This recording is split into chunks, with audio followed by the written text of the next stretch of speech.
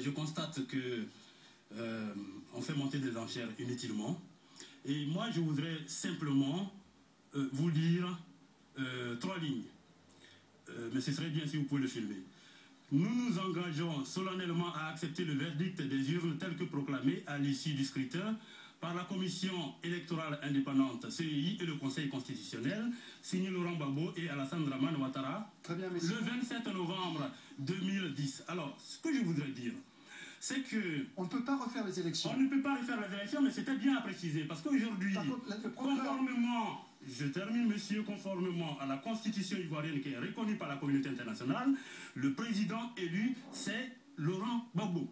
Mais ça, en Côte d'Ivoire, c'est très clair, les Ivoiriens sont conscients de ça, les Ivoiriens sont fatigués parce qu'ils veulent la paix, et quand l'ONU arrive, il faut que l'ONU puisse travailler sur des éléments objectifs et non de façon fataliste. Alors je termine, juste pour dire que l'ONU a déjà commencé à combattre du côté des rebelles. On l'a vu sur un film de TF1. Alors, il ne faut pas nous distraire. L'ONU est déjà partie prenante dans le conflit. Vous affirmez que l'ONU se bat être arbitre. Vous affirmez que l'ONU n'est pas neutre. Vous affirmez que l'ONU se bat. Monsieur, non, vous avancez des choses importantes là. Oui. Vous nous dites donc que les soldats de l'ONU sont en train de se battre aux côtés de qui? Aux côtés des rebelles. C'est ce qui s'est passé. C'était où et quand? À l'hôtel du Golfe, le jeudi 16, et les films existent, moi je peux vous les apporter.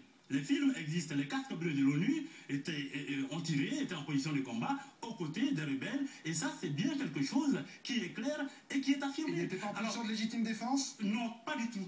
Pas du tout. En tout cas, depuis toujours, l'ONU a aidé, a instruit les forces rebelles. Alors moi je veux bien que le procureur arrive en Côte d'Ivoire pour faire des enquêtes. Ce serait très bien, parce qu'on en a besoin. Il y a beaucoup d'atrocités dans le Nord, et ça, ce serait vraiment bien que la CPI arrive. Je crois que il ne faut pas qu'on divertisse le monde entier. Il ne faut pas faire monter la pression inutilement pour faire intervenir les casques bleus, parce qu'il n'y en a pas véritablement besoin. En tout cas, moi je connais les réalités du terrain, j'y vais souvent. Et ce que je voudrais dire, dernière chose, c'est que la Côte d'Ivoire n'est pas une entreprise. La Côte d'Ivoire est un pays avec un peuple, avec ses émotions, avec une histoire, avec un passé, et qui a envie d'avancer dans un avenir commun. La Côte d'Ivoire est seule et indivisible.